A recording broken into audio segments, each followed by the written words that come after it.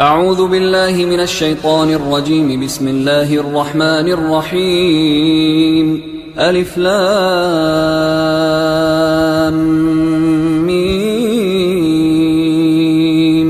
ذلك الكتاب لا ريب فيه هدى للمتقين الذين يؤمنون بالغيب ويقيمون الصلاة ومما رزقناهم ينفقون والذين يؤمنون بما أنزل إليك وما أنزل من قبلك وبالآخرة هم يوقنون أولئك على هدى من ربهم وأولئك هم المفلحون. إن الذين كفروا سواء عليهم أأنذرتهم أم لم تنذرهم لا يؤمنون. ختم الله على قلوبهم وعلى سمعهم وعلى أبصارهم غشاوة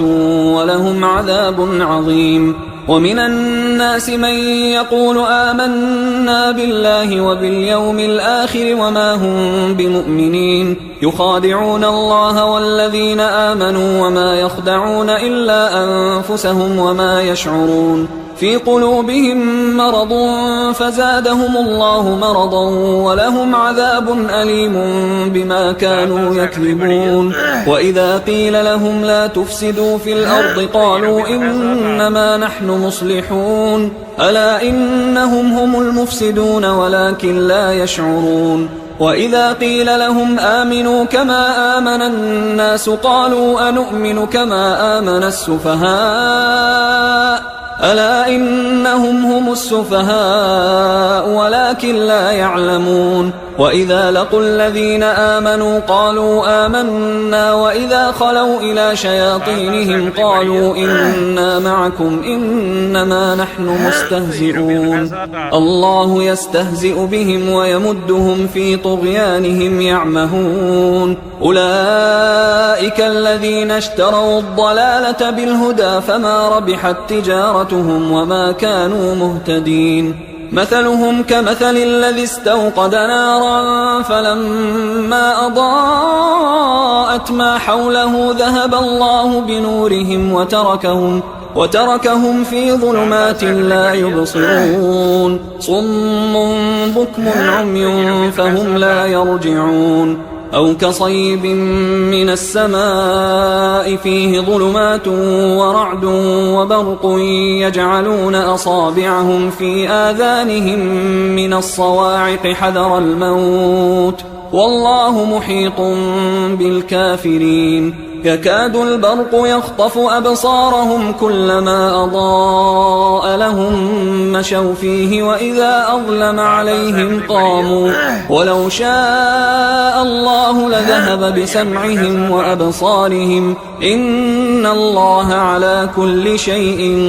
قدير. يا أيها الناس اعبدوا ربكم الذي خلقكم والذين من قبلكم لعلكم تتقون. الذي جعل لكم الأرض فراشا والسماء بناء وأنزل من السماء ماء فأخرج به من الثمرات رزقا لكم فلا تجعلوا لله أندادا وأنتم تعلمون. وإن كنتم في ريب مما نزلنا على عبدنا فأتوا بسورة من مثله وادعوا شهداءكم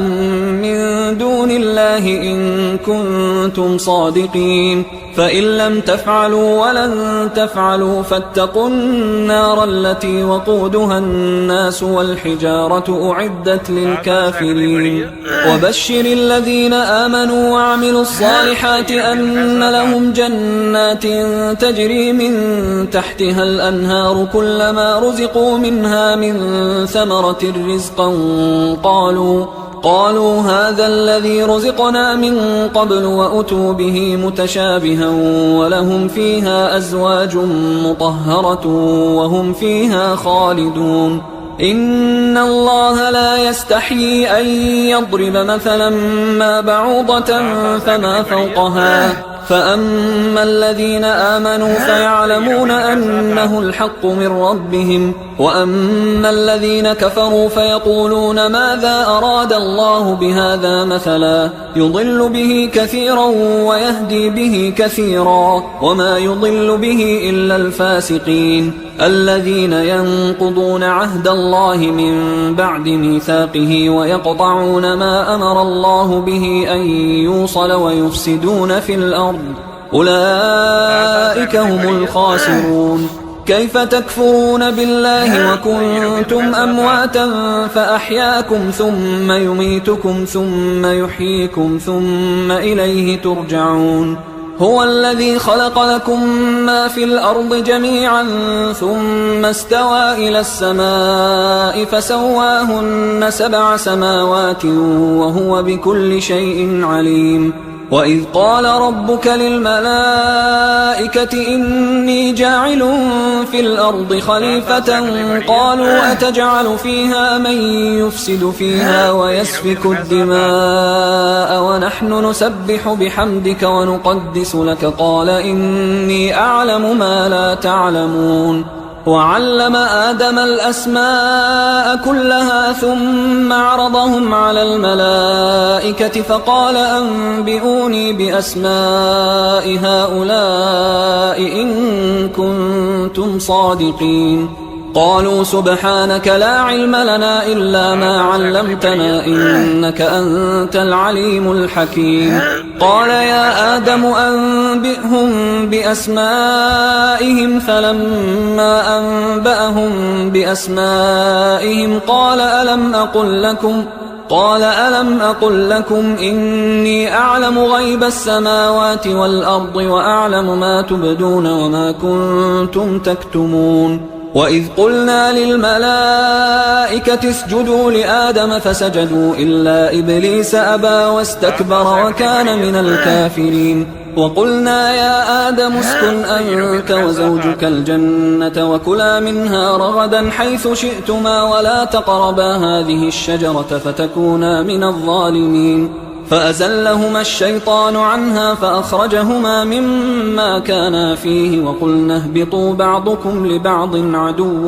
ولكم في الأرض مستقر ومتاع إلى حين. فتلقى آدم من ربه كلمات فتاب عليه إنه هو التواب الرحيم. قلنا اهبطوا منها جميعا فإما يأتينكم مني هدى فمن تبع هداي فلا خوف عليهم ولا هم يحزنون. والذين كفروا وكذبوا بآياتنا أولئك أصحاب النار هم فيها خالدون. يا بني إسرائيل اذكروا نعمتي التي أنعمت عليكم وأوفوا بعهدي أوف بعهدكم وإياي فارهبون. وآمنوا بما أنزلت مصدقا لما معكم ولا تكونوا أول كافر به ولا تشتروا بآياتي ثمنا قليلا وإياي فاتقون. ولا تلبسوا الحق بالباطل وتكتموا الحق وأنتم تعلمون. وأقيموا الصلاة وآتوا الزكاة واركعوا مع الراكعين. أتأمرون الناس بالبر وتنسون أنفسكم وأنتم تتلون الكتاب أفلا تعقلون. واستعينوا بالصبر والصلاة وإنها لكبيرة إلا على الخاشعين الذين يظنون أنهم ملاقو ربهم وأنهم إليه راجعون. يا بني إسرائيل اذكروا نعمتي التي أنعمت عليكم وأني فضلتكم على العالمين. واتقوا يوما لا تجزي نفس عن نفس شيئا ولا يقبل منها شفاعة ولا يؤخذ منها عدل ولا هم ينصرون. وإذ نجيناكم من آل فرعون يسومونكم سوء العذاب يذبحون أبناءكم ويستحيون نساءكم وفي ذلكم بلاء من ربكم عظيم. وإذ فرقنا بكم البحر فأنجيناكم وأغرقنا آل فرعون وأنتم تنظرون وإذ واعدنا موسى 40 ليلة ثم اتخذتم العجل من بعده وأنتم ظالمون ثم عفونا عنكم من بعد ذلك لعلكم تشكرون وإذ آتينا موسى الكتاب والفرقان لعلكم تهتدون وإذ قال موسى لقومه يا قوم إنكم ظلمتم أنفسكم باتخاذكم العجل فتوبوا إلى بارئكم فاقتلوا أنفسكم ذلكم خير لكم عند بارئكم فتاب عليكم إنه هو التواب الرحيم وإذ قلتم يا موسى لن نؤمن لك حتى نرى الله جهرة فأخذتكم الصاعقة وأنتم تنظرون ثم بعثناكم من بعد موتكم لعلكم تشكرون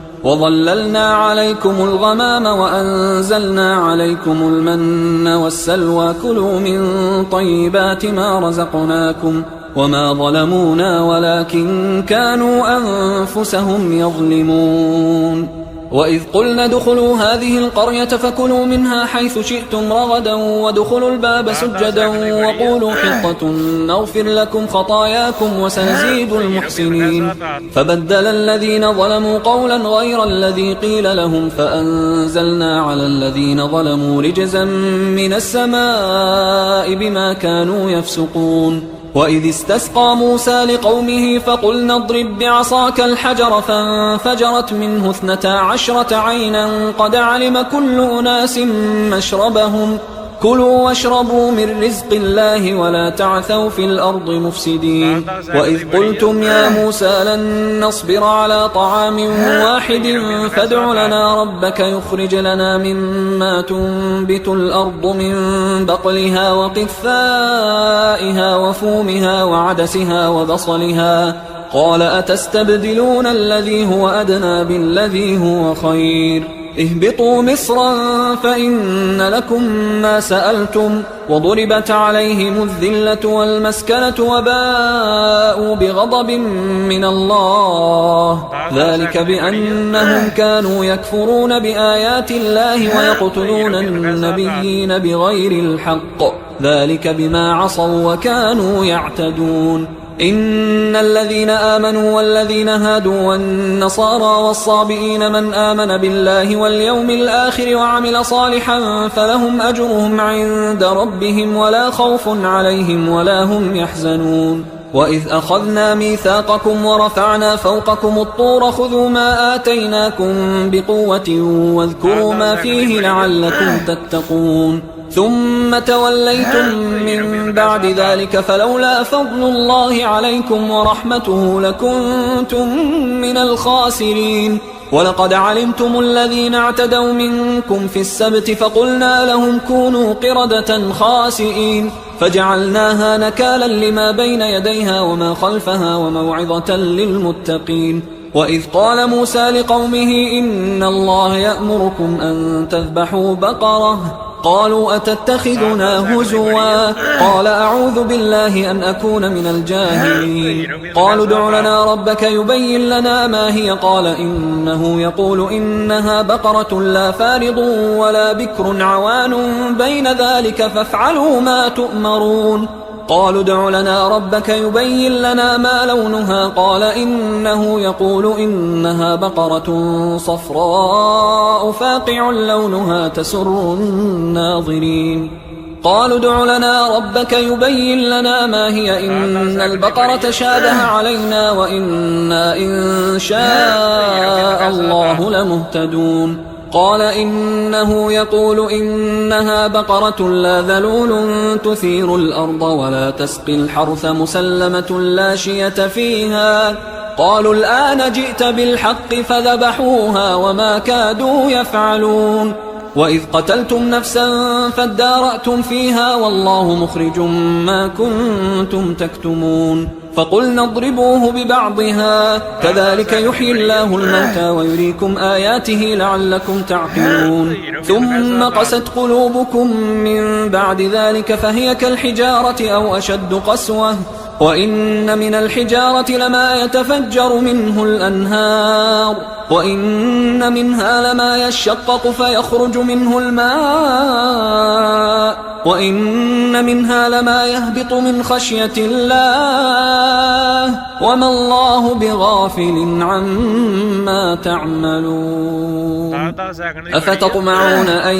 يؤمنوا لكم وقد كان فريق منهم يسمعون كلام الله ثم يحرفونه من بعد ما عقلوه وهم يعلمون وإذا لقوا الذين آمنوا قالوا آمنا وإذا خلا بعضهم إلى بعض قالوا أتحدثونهم بما فتح الله عليكم ليحاجوكم به عند ربكم أفلا تعقلون أولا يعلمون أن الله يعلم ما يسرون وما يعلنون ومنهم أميون لا يعلمون الكتاب إلا أماني وإنهم إلا يظنون فويل للذين يكتبون الكتاب بأيديهم ثم يقولون هذا من عند الله ليشتروا به ثمنا قليلا فويل لهم مما كتبت أيديهم وويل لهم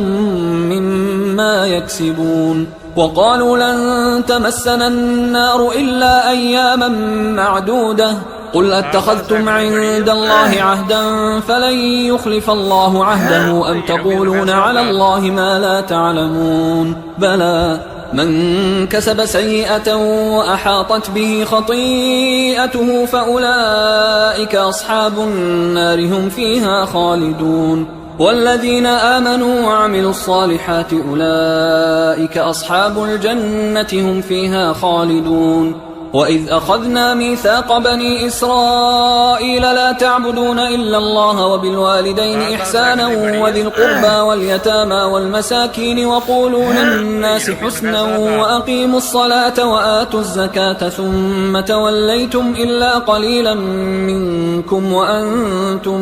معرضون وإذ أخذنا ميثاقكم لا تسفكون دماءكم ولا تخرجون أنفسكم من دياركم ثم أقررتم وأنتم تشهدون ثم أنتم هؤلاء تقتلون أنفسكم وتخرجون فريقا منكم من ديارهم تظاهرون عليهم بالإثم والعدوان وإن يأتوكم أسارى تفادوهم وهو محرم عليكم إخراجهم أفتؤمنون ببعض الكتاب وتكفرون ببعض فما جزاء من يفعل ذلك منكم إلا خزي في الحياة الدنيا ويوم القيامة يردون إلى أشد العذاب وما الله بغافل عما تعملون أولئك الذين اشتروا الحياة الدنيا بالآخرة فلا يخفف عنهم العذاب ولا هم ينصرون ولقد آتينا موسى الكتاب وقفينا من بعده بالرسل وآتينا عيسى ابن مريم البينات وأيدناه بروح القدس أفكلما جاءكم رسول بما لا تهوى أنفسكم استكبرتم ففريقا كذبتم وفريقا تقتلون وقالوا قلوبنا غلف بل لعنهم الله بكفرهم فقليلا ما يؤمنون ولما جاءهم كتاب من عند الله مصدق لما معهم وكانوا من قبل يستفتحون على الذين كفروا فلما جاءهم ما عرفوا كفروا به فلعنة الله على الكافرين بئس ما اشتروا به أنفسهم أن يكفروا بما أنزل الله بغيا أن ينزل الله من فضله على من يشاء من عباده فباءوا بغضب على غضب وللكافرين عذاب مهين وإذا قيل لهم آمنوا بما أنزل الله قالوا نؤمن بما أنزل علينا ويكفرون بما وراءه وهو الحق مصدقا لما معهم قل فلم تقتلون أنبياء الله من قبل إن كنتم مؤمنين ولقد جاءكم موسى بالبينات ثم اتخذتم العجل من بعده وأنتم ظالمون وإذ أخذنا ميثاقكم ورفعنا فوقكم الطور خذوا ما آتيناكم بقوة واسمعوا قالوا سمعنا وعصينا وأشربوا في قلوبهم العجل بكفرهم قل بئس ما يأمركم به إيمانكم إن كنتم مؤمنين قل إن كانت لكم الدار الآخرة عند الله خالصة من دون الناس فتمنوا الموت إن كنتم صادقين ولن يتمنوه أبدا بما قدمت أيديهم والله عليم بالظالمين ولتجدنهم أحرص الناس على حياة ومن الذين أشركوا يود أحدهم لو يعمر 1000 سنة وما هو بمزحزحه من العذاب أن يعمر والله بصير بما يعملون قل من كان عدوا لجبريل فإنه نزله على قلبك بإذن الله مصدقا لما بين يديه وهدى وبشرى للمؤمنين من كان عدوا لله وملائكته ورسله وجبريل وميكال فإن الله عدو للكافرين ولقد أنزلنا إليك آيات بينات وما يكفر بها إلا الفاسقون أوكلما عاهدوا عهدا نبذه فريق منهم بل أكثرهم لا يؤمنون ولما جاءهم رسول من عند الله مصدق لما معهم نبذ فريق من الذين أوتوا الكتاب كتاب الله وراء ظهورهم كأنهم لا يعلمون واتبعوا ما تتلو الشياطين على ملك سليمان وما كفر سليمان ولكن الشياطين كفروا يعلمون الناس السحر وما أنزل على الملكين ببابل هاروت وماروت وما يعلمان من أحد حتى يقولا إنما نحن فتنة فلا تكفر فيتعلمون منهما ما يفرقون به بين المرء وزوجه وما هم بضارين به من أحد إلا بإذن الله ويتعلمون ما يضرهم ولا ينفعهم ولقد علموا لمن اشتراه ما له في الآخرة من خلاق ولبئس ما شروا به أنفسهم لو كانوا يعلمون ولو أنهم آمنوا واتقوا لمثوبة من عند الله خير لو كانوا يعلمون يا أيها الذين آمنوا لا تقولوا راعنا وقولوا انظرنا واسمعوا وللكافرين عذاب أليم ما يود الذين كفروا من أهل الكتاب ولا المشركين أن ينزل عليكم من خير من ربكم والله يختص برحمته من يشاء والله ذو الفضل العظيم ما ننسخ من آية أو ننسها نأت بخير منها أو مثلها ألم تعلم أن الله على كل شيء قدير ألم تعلم أن الله له ملك السماوات والأرض وما لكم من دون الله من ولي ولا نصير أم تريدون أن تسألوا رسولكم كما سئل موسى من قبل ومن يتبدل الكفر بالإيمان فقد ضل سواء السبيل ود كثير من أهل الكتاب لو يردونكم من بعد إيمانكم كفارا حسدا من عند أنفسهم من بعد ما تبين لهم الحق فاعفوا واصفحوا حتى يأتي الله بأمره إن الله على كل شيء قدير وأقيموا الصلاة وآتوا الزكاة وما تقدموا لأنفسكم من خير تجدوه عند الله إن الله بما تعملون بصير. وقالوا لن يدخل الجنة إلا من كان هودا أو نصارى تلك أمانيهم قل هاتوا برهانكم إن كنتم صادقين بلى من أسلم وجهه لله وهو محسن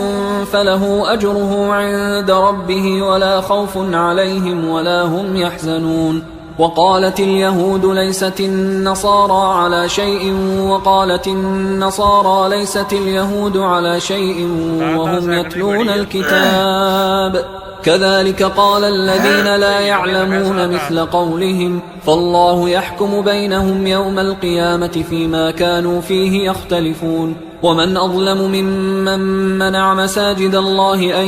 يذكر فيها اسمه وسعى في خرابها أولئك ما كان لهم أن يدخلوها إلا خائفين لهم في الدنيا خزي ولهم في الآخرة عذاب عظيم. ولله المشرق والمغرب فأينما تولوا فثم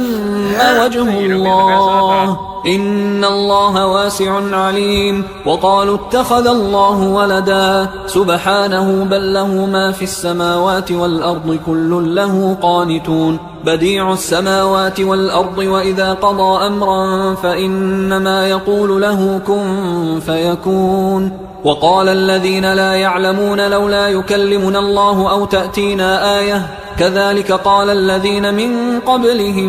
مثل قولهم تشابهت قلوبهم قد بينا الآيات لقوم يوقنون. إنا أرسلناك بالحق بشيرا ونذيرا ولا تسأل عن أصحاب الجحيم. ولن ترضى عنك اليهود ولا النصارى حتى تتبع ملتهم قل إن هدى الله هو الهدى ولئن اتبعت أهواءهم بعد الذي جاءك من العلم ما لك من الله من ولي ولا نصير. الذين آتيناهم الكتاب يتلونه حق تلاوته أولئك يؤمنون به ومن يكفر به فأولئك هم الخاسرون. يا بني إسرائيل اذكروا نعمتي التي أنعمت عليكم وأني فضلتكم على العالمين واتقوا يوما لا تجزي نفس عن نفس شيئا ولا يقبل منها عدل ولا تنفعها شفاعة ولا هم ينصرون. وإذ ابتلى إبراهيم ربه بكلمات فأتمهن قال إني جاعلك للناس إماما قال ومن ذريتي قال لا ينال عهد الظالمين. وإذ جعلنا البيت مثابة للناس وأمنا واتخذوا من مقام إبراهيم مصلى وعهدنا إلى إبراهيم وإسماعيل أن طهرا بيتي للطائفين والعاكفين والركع السجود. وإذ قال إبراهيم رب اجعل هذا بلدا آمنا وارزق أهله من الثمرات من آمن منهم بالله واليوم الآخر قال ومن كفر فأمتعه قليلا ثم أضطره إلى عذاب النار وبئس المصير. وإذ يرفع إبراهيم القواعد من البيت وإسماعيل ربنا تقبل منا إنك أنت السميع العليم ربنا وجعلنا مسلمين لك ومن ذريتنا أمة مسلمة لك وأرنا مناسكنا وتب علينا إنك أنت التواب الرحيم ربنا وبعث فيهم رسولا منهم يتلو عليهم آياتك ويعلمهم الكتاب والحكمة ويزكيهم إنك أنت العزيز الحكيم. ومن يرغب عن ملة إبراهيم إلا من سفه نفسه ولقد اصطفيناه في الدنيا وإنه في الآخرة لمن الصالحين. إذ قال له ربه أسلم قال أسلمت لرب العالمين. ووصى بها إبراهيم بنيه ويعقوب يا بني إن الله اصطفى لكم الدين فلا تموتن إلا وأنتم مسلمون. أم كنتم شهداء إذ حضر يعقوب الموت إذ قال لبنيه ما تعبدون من بعدي قالوا نعبد إلهك وإله آبائك إبراهيم وإسماعيل وإسحاق إلها واحدا ونحن له مسلمون. تلك أمة قد خلت لها ما كسبت ولكم ما كسبتم ولا تسألون عما كانوا يعملون. وقالوا كونوا هودا أو نصارى تهتدوا قل بل ملة إبراهيم حنيفا وما كان من المشركين. قولوا آمنا بالله وما أنزل إلينا وما أنزل إلى إبراهيم وإسماعيل وإسحاق ويعقوب والأسباط وما أوتي موسى وعيسى وما أوتي النبيون من ربهم لا نفرق بين أحد منهم ونحن له مسلمون. فإن آمنوا بمثل ما آمنتم به فقد اهتدوا وإن تولوا فإنما هم في شقاق فسيكفيكهم الله وهو السميع العليم. صبغة الله ومن أحسن من الله صبغة ونحن له عابدون. قل أتحاجوننا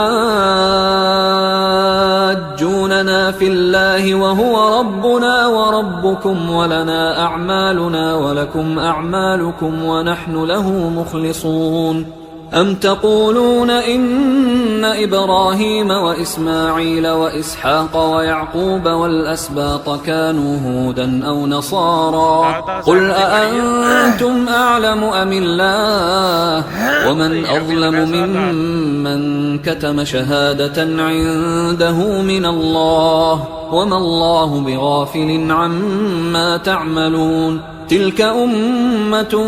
قد خلت لها ما كسبت ولكم ما كسبتم ولا تسألون عما كانوا يعملون. سيقول السفهاء من الناس ما ولاهم عن قبلتهم التي كانوا عليها قل لله المشرق والمغرب يهدي من يشاء إلى صراط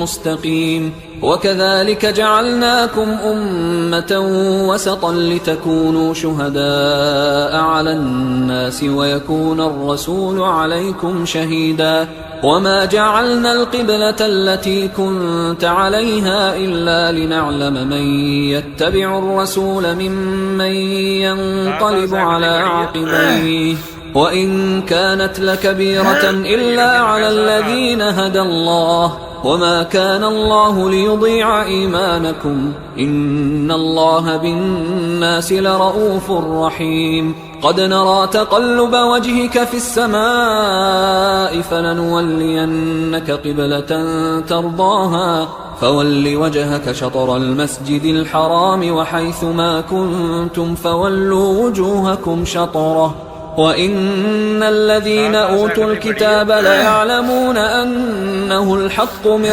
ربهم وما الله بغافل عما يعملون. ولئن أتيت الذين أوتوا الكتاب بكل آية ما تبعوا قبلتك وما أنت بتابع قبلتهم وما بعضهم بتابع قبلة بعض ولئن اتبعت أهواءهم من بعد ما جاءك من العلم إنك إذا لمن الظالمين. الذين آتيناهم الكتاب يعرفونه كما يعرفون أبناءهم وإن فريقا منهم ليكتمون الحق وهم يعلمون. الحق من ربك فلا تكونن من الممترين ولكل وجهة هو موليها فاستبقوا الخيرات أينما تكونوا يأت بكم الله جميعا إن الله على كل شيء قدير ومن حيث خرجت فول وجهك شطر المسجد الحرام وإنه للحق من ربك وما الله بغافل عما تعملون ومن حيث خرجت فول وجهك شطر المسجد الحرام وحيث ما كنتم فولوا وجوهكم شطره لئلا يكون للناس عليكم حجة إلا الذين ظلموا منهم فلا تخشوهم واخشوني ولأتم نعمتي عليكم ولعلكم تهتدون كما أرسلنا فيكم رسولا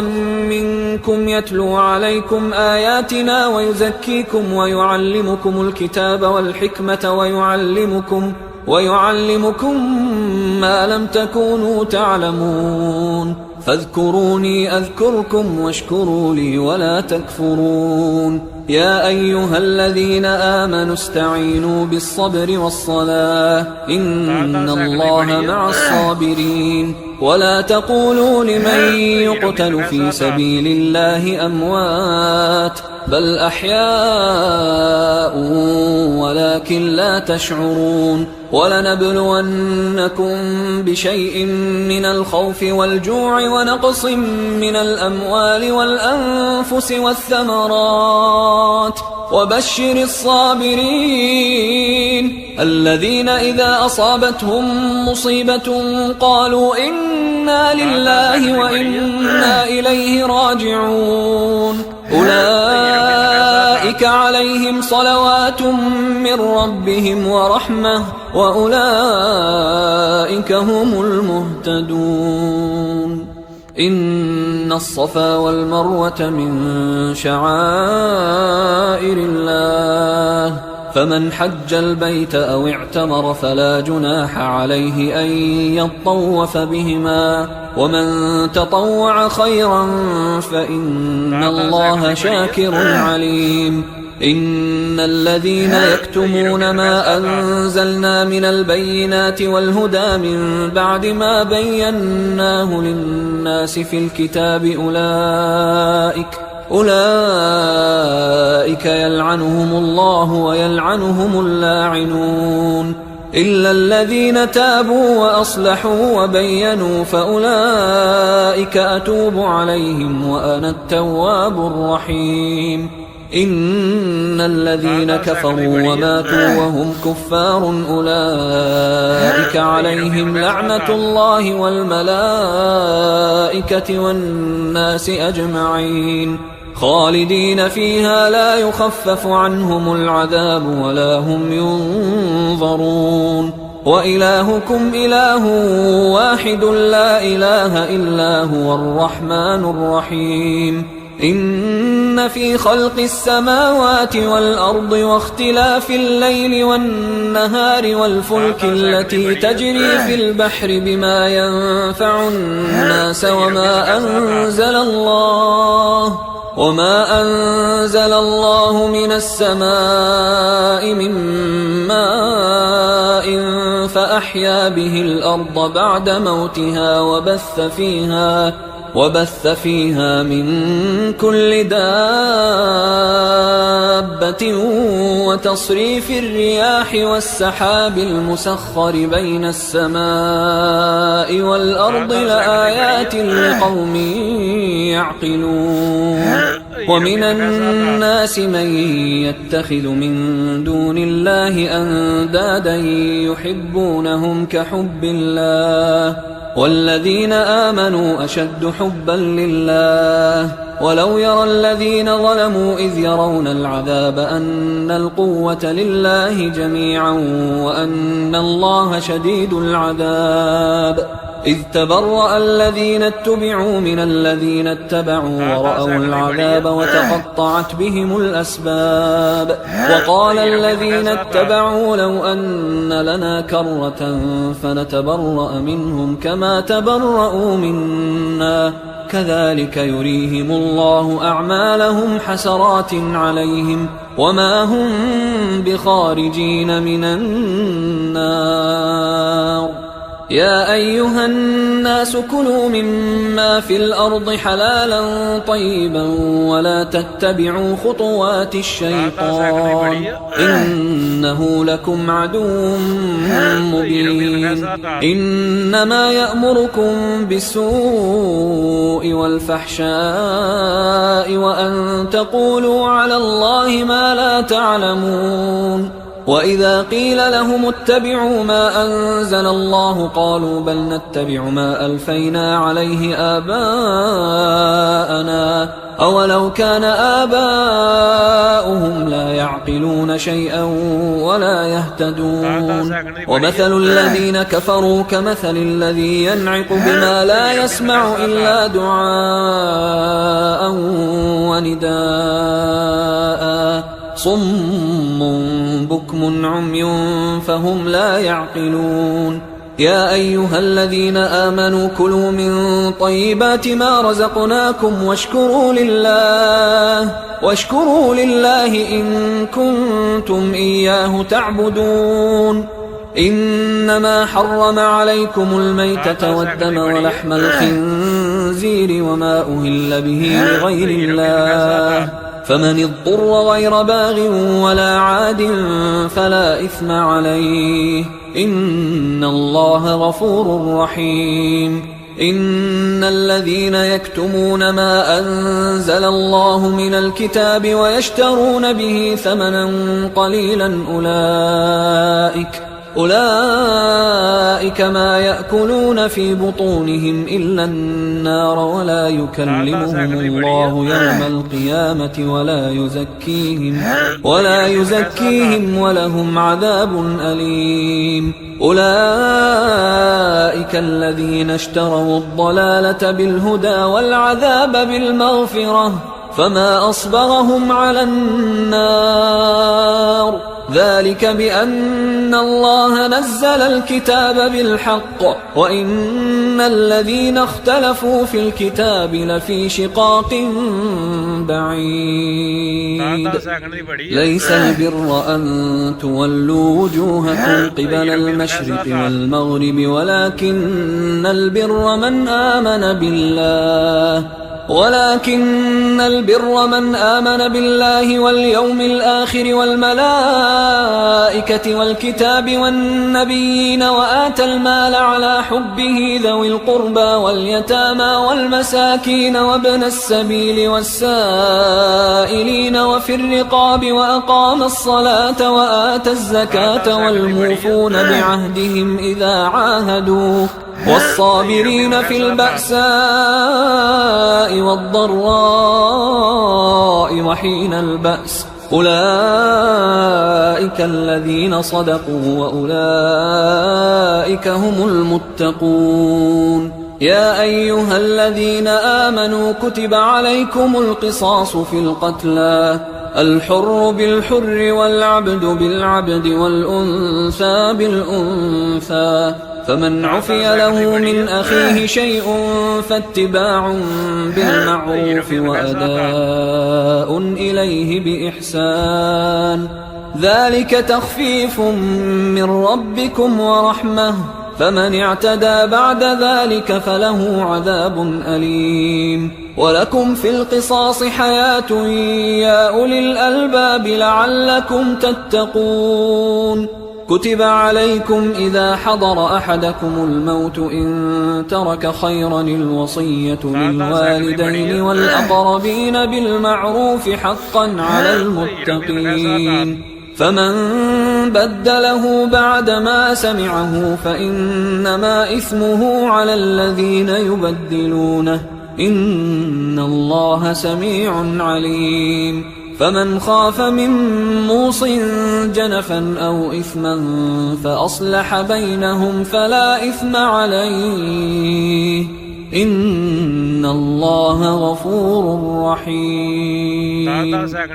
يا أيها الذين آمنوا كتب عليكم الصيام كما كتب على الذين من قبلكم لعلكم تتقون أياما معدودات فمن كان منكم مريضا أو على سفر فعدة من أيام أخر وعلى الذين يطيقونه فدية طعام مسكين فمن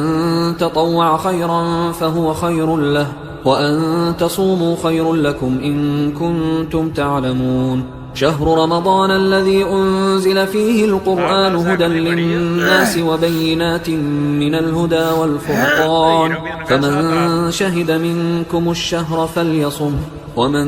كان مريضا أو على سفر فعدة من أيام أخر يريد الله بكم اليسر ولا يريد بكم العسر ولتكملوا العدة ولتكبروا الله على ما هداكم ولعلكم تشكرون. وإذا سألك عبادي عني فإني قريب أجيب دعوة الداعي إذا دعان فليستجيبوا لي وليؤمنوا بي لعلهم يرشدون. أحل لكم ليلة الصيام الرفث إلى نسائكم هن لباس لكم وأنتم لباس لهن علم الله أنكم كنتم تختانون أنفسكم فتاب عليكم وعفى عنكم فالآن باشروهن وابتغوا ما كتب الله لكم وكلوا واشربوا حتى يتبين لكم الخيط الأبيض من الخيط الأسود من الفجر ثم أتموا الصيام إلى الليل ولا تباشروهن وأنتم عاكفون في المساجد تلك حدود الله فلا تقربوها كذلك يبين الله آياته للناس لعلهم يتقون. ولا تأكلوا أموالكم بينكم بالباطل وتدلوا بها إلى الحكام لتأكلوا فريقا من أموال الناس بالإثم وأنتم تعلمون. يسألونك عن الأهلة قل هي مواقيت للناس والحج وليس البر بأن تأتوا البيوت من ظهورها ولكن البر من اتقى وأتوا البيوت من أبوابها واتقوا الله لعلكم تفلحون. وقاتلوا في سبيل الله الذين يقاتلونكم ولا تعتدوا إن الله لا يحب المعتدين. وقتلوهم حيث ثقفتموهم وأخرجوهم من حيث أخرجوكم والفتنة أشد من القتل ولا تقاتلوهم عند المسجد الحرام حتى يقاتلوكم فيه فإن قاتلوكم فاقتلوهم كذلك جزاء الكافرين فإن انتهوا فإن الله غفور رحيم. وقاتلوهم حتى لا تكون فتنة ويكون الدين لله فإن انتهوا فلا عدوان إلا على الظالمين. الشهر الحرام بالشهر الحرام والحرمات قصاص فمن اعتدى عليكم فاعتدوا عليه بمثل ما اعتدى عليكم واتقوا الله واعلموا أن الله مع المتقين. وأنفقوا في سبيل الله ولا تلقوا بأيديكم إلى التهلكة وأحسنوا إن الله يحب المحسنين. وأتموا الحج والعمرة لله فإن أحصرتم فما استيسر من الهدي ولا تحلقوا رؤوسكم حتى يبلغ الهدي محله فمن كان منكم مريضا أو به أذى من رأسه ففدية من صيام أو صدقة أو نسك فإذا أمنتم فمن تمتع بالعمرة إلى الحج فما استيسر من الهدي فمن لم يجد فصيام 3 أيام في الحج و7 إذا رجعتم تلك 10 كاملة ذلك لمن لم يكن أهله حاضر المسجد الحرام واتقوا الله واعلموا أن الله شديد العقاب. الحج أشهر معلومات فمن فرض فيهن الحج فلا رفث ولا فسوق ولا جدال في الحج وما تفعلوا من خير يعلمه الله وتزودوا فإن خير الزاد التقوى واتقون يا أولي الألباب. ليس عليكم جناح أن تبتغوا فضلا من ربكم، فإذا أفضتم من عرفات فاذكروا الله عند المشعر الحرام واذكروه كما هداكم وإن كنتم من قبله لمن الضالين.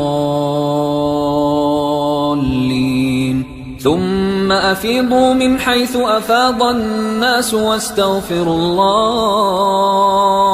إن الله غفور رحيم. فإذا قضيتم مناسككم فاذكروا الله كذكركم آباءكم أو أشد ذكرا. فمن الناس من يقول ربنا آتنا في الدنيا وما له في الآخرة من خلاق، ومنهم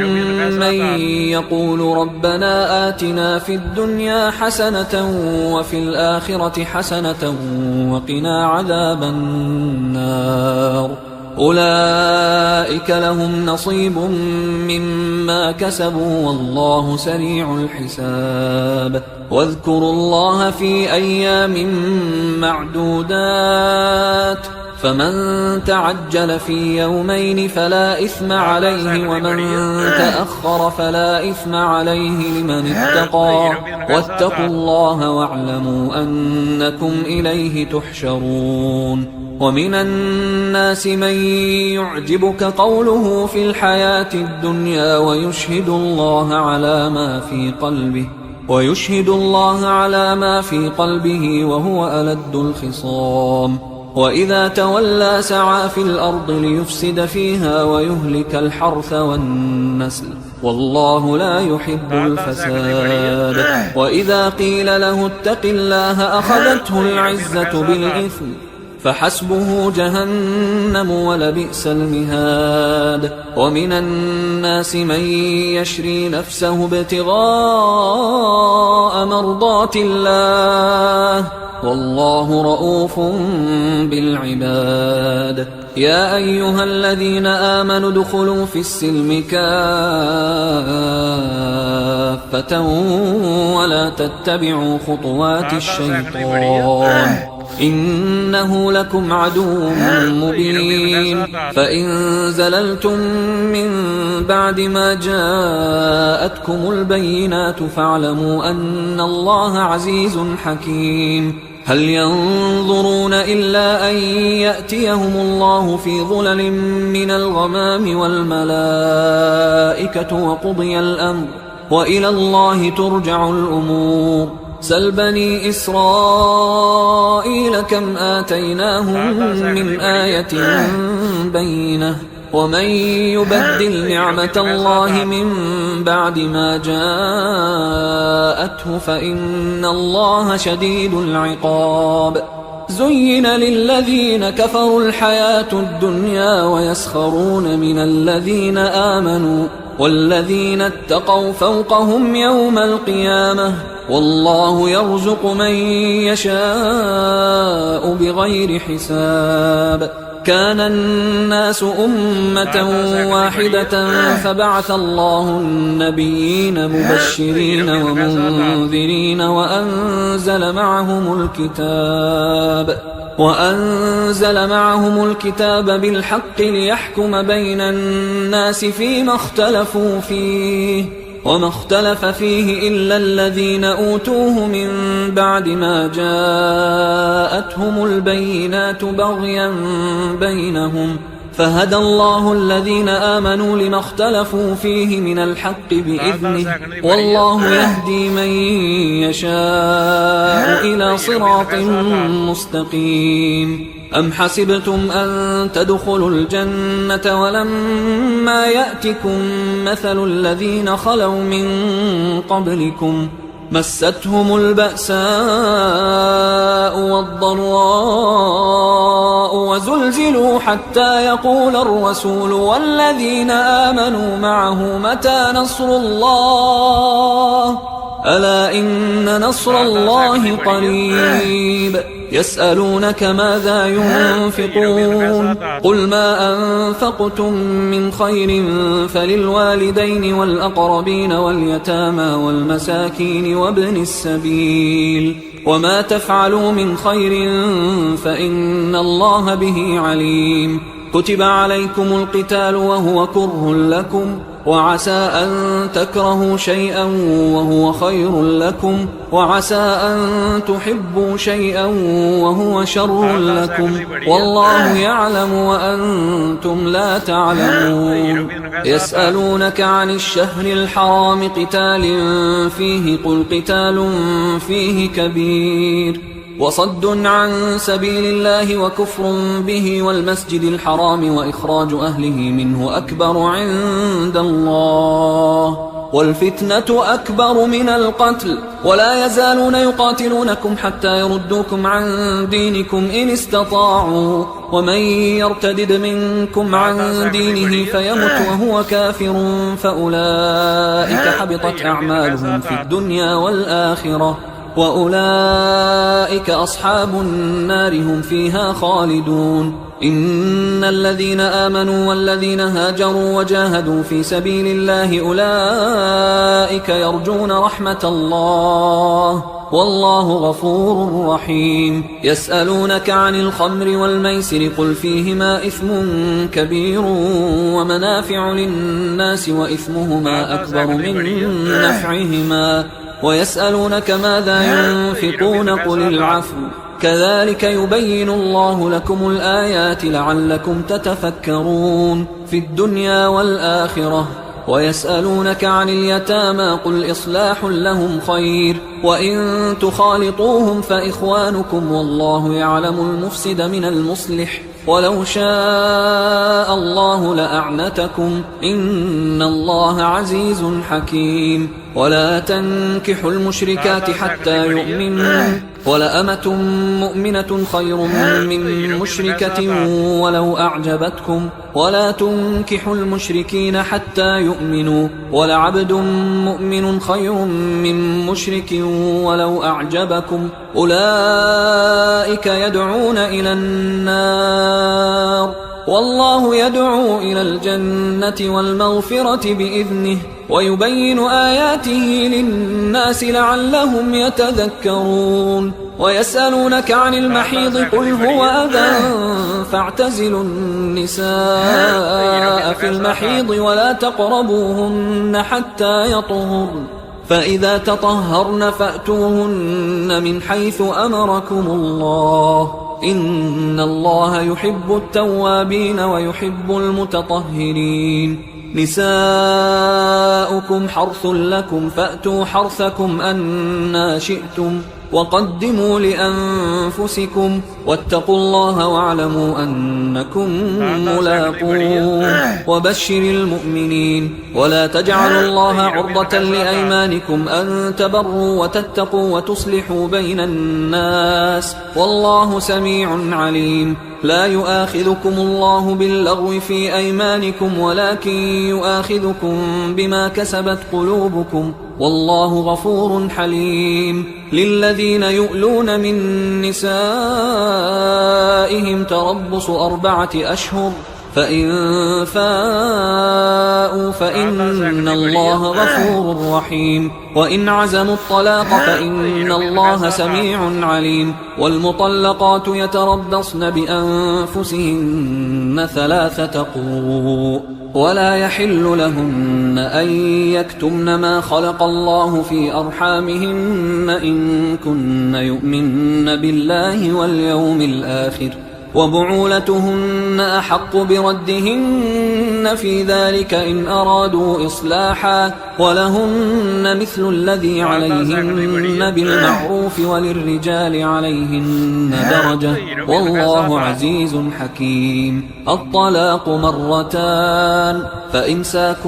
بمعروف أو تسريح بإحسان ولا يحل لكم أن تأخذوا مما آتيتموهن شيئا إلا أن يخافا ألا يقيما حدود الله فإن خفتم ألا يقيما حدود الله فلا جناح عليهما فيما افتدت به تلك حدود الله فلا تعتدوها ومن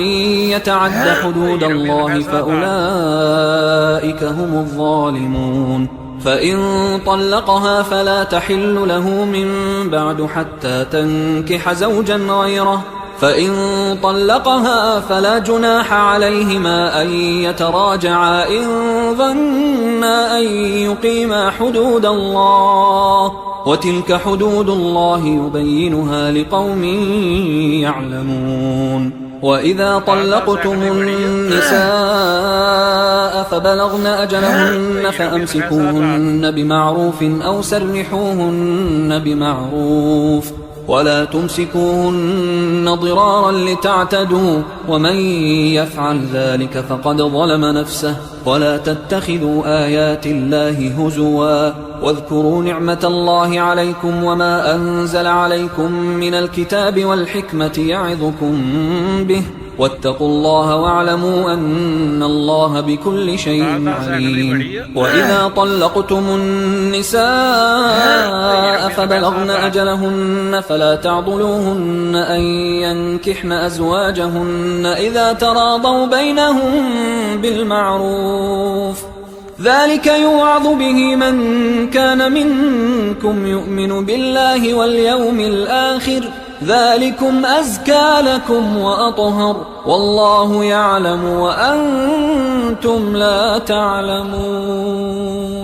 والوالدات يرضعن أولادهن حولين كاملين لمن أراد أن يتم الرضاعة وعلى المولود له رزقهن وكسوتهن بالمعروف لا تكلف نفس إلا وسعها لا تضار والدة بولدها ولا مولود له بولده وعلى الوارث مثل ذلك فإن أرادا فصالا عن تراض منهما وتشاور فلا جناح عليهما وإن أردتم أن تسترضعوا أولادكم فلا جناح عليكم إذا سلمتم ما آتيتم بالمعروف واتقوا الله واعلموا أن الله بما تعملون بصير والذين يتوفون منكم ويذرون أزواجا يتربصن بأنفسهن 4 أشهر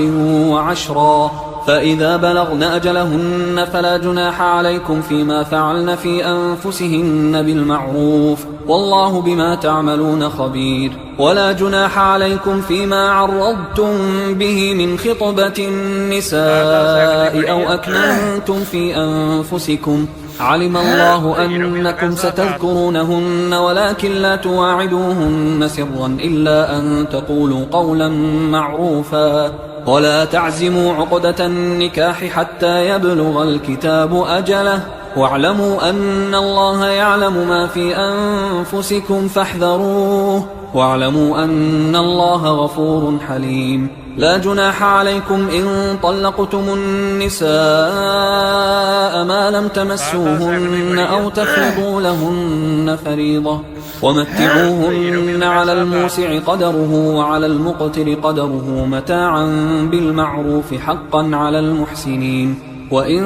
طلقتموهن من قبل أن تمسوهن وقد فرضتم لهن فريضة فنصف ما فرضتم إلا أن يعفون أو يعفو الذي بيده عقدة النكاح وأن تعفوا أقرب للتقوى ولا تنسوا الفضل بينكم إن الله بما تعملون بصير حافظوا على الصلوات والصلاة الوسطى وقوموا لله قانتين فإن خفتم فرجالا أو ركبانا فإذا أمنتم فاذكروا الله كما علمكم ما لم تكونوا تعلمون والذين يتوفون منكم ويذرون أزواجا وصية لأزواجهم متاعا إلى الحول غير إخراج فإن خرجن فلا جناح عليكم فيما فعلن في أنفسهن من معروف والله عزيز حكيم وللمطلقات متاع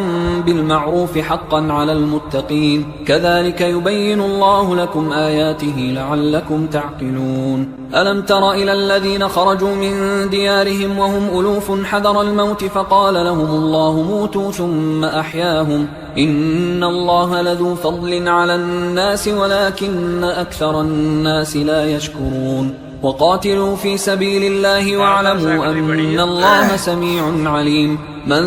ذا الذي يقرض الله قرضا حسنا فيضاعفه له أضعافا كثيرة والله يقبض ويبسط وإليه ترجعون ألم تر إلى الملأ من بني إسرائيل من بعد موسى إذ قالوا لنبي له مبعث لنا ملكا نقاتل في سبيل الله قال هل عسيتم إن كتب عليكم القتال ألا تقاتلوا قالوا وما لنا ألا نقاتل في سبيل الله وقد أخرجنا من ديارنا وأبنائنا فلما كتب عليهم القتال تولوا إلا قليلا منهم والله عليم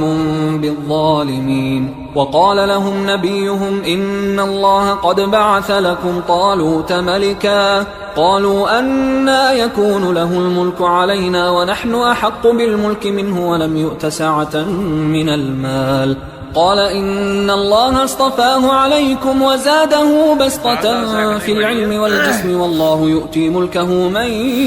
يشاء والله واسع عليم وقال لهم نبيهم إن آية ملكه أن يأتيكم التابوت فيه سكينة من ربكم وبقية مما ترك آل موسى وآل هارون تحمله الملائكة إن في ذلك لآية لكم إن كنتم مؤمنين فلما فصل طالوت بالجنود قال إن الله مبتليكم بنهر فمن شرب منه فليس مني ومن لم يطعمه فإنه مني إلا من اغترف غرفة بيده فشربوا منه إلا قليلا منهم فلما جاوزه هو والذين آمنوا معه قالوا لا طاقة لنا اليوم بجالوت وجنوده قال الذين يظنون أنهم ملاقوا الله كم من فئة قليلة غلبت فئة كثيرة بإذن الله والله مع الصابرين ولما برزوا لجالوت وجنوده قالوا ربنا أفرغ علينا صبرا وثبت أقدامنا وانصرنا على القوم الكافرين فهزموهم بإذن الله وقتل داود جالوت وآتاه الله الملك والحكمة وعلمه مما يشاء ولولا دفع الله الناس بعضهم ببعض لفسدت الأرض ولكن الله ذو فضل على العالمين تلك آيات الله نتلوها عليك بالحق وإنك لمن المرسلين تلك الرسل فضلنا بعضهم على بعض منهم من كلم الله ورفع بعضهم درجات وآتينا عيسى ابن مريم البينات وأيدناه بروح القدس ولو شاء الله ما اقتتل الذين من بعدهم من بعد ما جاءتهم البينات ولكن اختلفوا فمنهم من آمن ومنهم من كفر ولو شاء الله ما اقتتلوا ولكن الله يفعل ما يريد يا أيها الذين آمنوا أنفقوا مما رزقناكم من قبل أن يأتي يوم لا بيع فيه ولا خلة ولا شفاعة والكافرون هم الظالمون الله لا إله إلا هو الحي القيوم لا تأخذه سنة ولا نوم له ما في السماوات وما في الأرض من ذا الذي يشفع عنده إلا بإذنه يعلم ما بين أيديهم وما خلفهم ولا يحيطون بشيء من علمه إلا بما شاء وسع كرسيه السماوات والأرض ولا يؤوده حفظهما وهو العلي العظيم لا إكراه في الدين قد تبين الرشد من الغي فمن يكفر بالطاغوت ويؤمن بالله فقد استمسك بالعروة الوثقى لا انفصام لها والله سميع عليم الله ولي الذين آمنوا يخرجهم من الظلمات إلى النور والذين كفروا أولياؤهم الطاغوت يخرجونهم من النور إلى الظلمات أولئك أصحاب النار هم فيها خالدون ألم تر إلى الذي حاج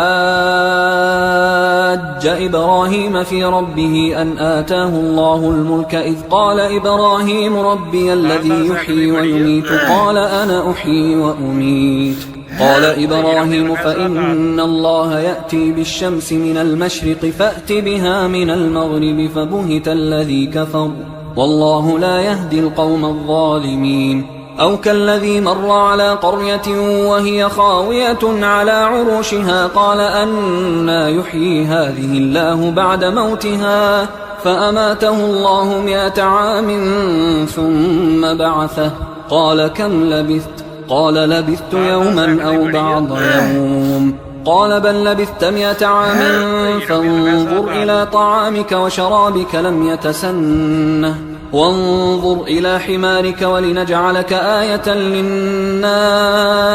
وانظر إلى العظام كيف ننشزها ثم نكسوها لحما فلما تبين له قال أعلم أن الله على كل شيء قدير وإذ قال إبراهيم رب أرني كيف تحيي الموتى قال أولم تؤمن قال بلى ولكن ليطمئن قلبي قال فخذ 4 من الطير فصرهن إليك ثم اجعل على كل جبل منهن جزءا ثم ادعهن يأتينك سعيا واعلم أن الله عزيز حكيم مثل الذين ينفقون أموالهم في سبيل الله كمثل حبة أنبتت 7 سنابل في كل سنبلة 100 حبة والله يضاعف لمن يشاء والله واسع عليم الذين ينفقون أموالهم في سبيل الله ثم لا يتبعون ما أنفقوا منا ولا أذى لهم أجرهم عند ربهم ولا خوف عليهم ولا هم يحزنون قول معروف ومغفرة خير من صدقة يتبعها أذى والله غني حليم يا أيها الذين آمنوا لا تبطلوا صدقاتكم بالمن والأذى كالذي ينفق ماله رئاء الناس ولا يؤمن بالله واليوم الآخر فمثله كمثل صفوان عليه تراب فأصابه وابل فتركه صلدا لا يقدرون على شيء مما كسبوا والله لا يهدي القوم الكافرين ومثل الذين ينفقون أموالهم ابتغاء مرضات الله وتثبيتا من أنفسهم كمثل جنة بربوة أصابها وابل فآتت أكلها ضعفين فإن لم يصبها وابل فطل والله بما تعملون بصير أيود أحدكم أن تكون له جنة من نخيل وأعناب تجري من تحتها الأنهار له فيها من كل الثمرات وأصابه الكبر وله ذرية ضعفاء فأصابها إعصار فيه نار فاحترقت كذلك يبين الله لكم الآيات لعلكم تتفكرون يا أيها الذين آمنوا أنفقوا من طيبات ما كسبتم ومما أخرجنا لكم من الأرض ولا تيمموا الخبيث منه تنفقون ولستم بآخذيه إلا أن تغمضوا فيه واعلموا أن الله غني حميد الشيطان يعدكم الفقر ويأمركم بالفحشاء والله يعدكم مغفرة منه وفضلا والله واسع عليم يؤتي الحكمة من يشاء ومن يؤت الحكمة فقد أوتي خيرا كثيرا وما يذكر إلا أولو الألباب وما أنفقتم من نفقة أو نذرتم من نذر فإن الله يعلمه وما للظالمين من أنصار إن تبدوا الصدقات فنعما هي وإن تخفوها وتؤتوها الفقراء فهو خير لكم ويكفر عنكم من سيئاتكم والله بما تعملون خبير ليس عليك هداهم ولكن الله يهدي من يشاء وما تنفقوا من خير فلأنفسكم وما تنفقون إلا ابتغاء وجه الله وما تنفقوا من خير يوفى إليكم وأنتم لا تظلمون للفقراء الذين أحصروا في سبيل الله لا يستطيعون ضربا في الأرض يحسبهم الجاهل أغنياء من التعفف تعرفهم بسيماهم لا يسألون الناس إلحافا وما تنفقوا من خير فإن الله به عليم الذين ينفقون أموالهم بالليل والنهار سرا وعلانية فلهم أجرهم عند ربهم ولا خوف عليهم ولا هم يحزنون الذين يأكلون الربا لا يقومون إلا كما يقوم الذي يتخبطه الشيطان من المس ذلك بأنهم قالوا إنما البيع مثل الربا وأحل الله البيع وحرم الربا فمن جاءه موعظة من ربه فانتهى فله ما سلف وأمره إلى الله ومن عاد فأولئك أصحاب النار هم فيها خالدون يمحق الله الربا ويربي الصدقات والله لا يحب كل كفار أثيم إن الذين آمنوا وعملوا الصالحات وأقاموا الصلاة وآتوا الزكاة لهم أجرهم عند ربهم ولا خوف عليهم ولا هم يحزنون يا أيها الذين آمنوا اتقوا الله وذروا ما بقي من الربا إن كنتم مؤمنين فإن لم تفعلوا فأذنوا بحرب من الله ورسوله وإن تبتم فلكم رؤوس أموالكم لا تظلمون ولا تظلمون وإن كان ذو عسرة فنظرة إلى ميسرة وأن تصدقوا خير لكم إن كنتم تعلمون واتقوا يوما ترجعون فيه إلى الله ثم توفى كل نفس ما كسبت وهم لا يظلمون يا أيها الذين آمنوا إذا تداينتم بدين إلى أجل مسمى فاكتبوه وليكتب بينكم كاتب بالعدل ولا يأب كاتب أن يكتب كما علمه الله فليكتب وليملل الذي عليه الحق وليتق الله ربه ولا يبخس منه شيئا فإن كان الذي عليه الحق سفيها أو ضعيفا أو لا يستطيع أن يمله فليملل وليه بالعدل واستشهدوا شهيدين من رجالكم فإن لم يكونا رجلين فرجل وامرأتان ممن ترضون من الشهداء أن تضل إحداهما فتذكر إحداهما الأخرى ولا يأبى الشهداء إذا ما دعوا ولا تسأموا أن تكتبوه صغيرا أو كبيرا إلى أجله ذلكم أقسط عند الله وأقوم للشهادة وأدنى أن لا ترتابوا إلا أن تكون تجارة حاضرة تديرونها بينكم فليس عليكم جناح ألا تكتبوها وأشهدوا إذا تبايعتم ولا يضار كاتب ولا شهيد وإن تفعلوا فإنه فسوق بكم واتقوا الله ويعلمكم الله والله بكل شيء عليم وإن كنتم على سفر ولم تجدوا كاتبا فرهان مقبوضة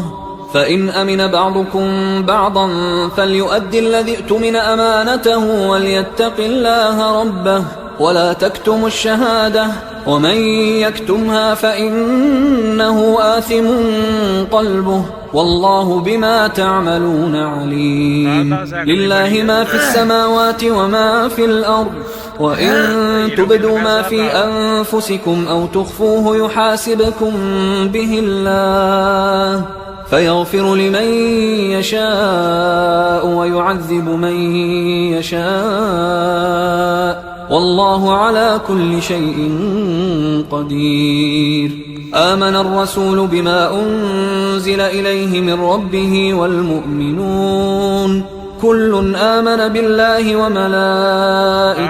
وكتبه ورسله لا نفرق بين أحد من رسله وقالوا سمعنا وأطعنا غفرانك ربنا وإليك المصير. لا يكلف الله نفسا إلا وسعها لها ما كسبت وعليها ما اكتسبت ربنا لا تؤاخذنا إن نسينا أو أخطأنا ربنا ولا تحمل علينا إصرا كما حملته على الذين من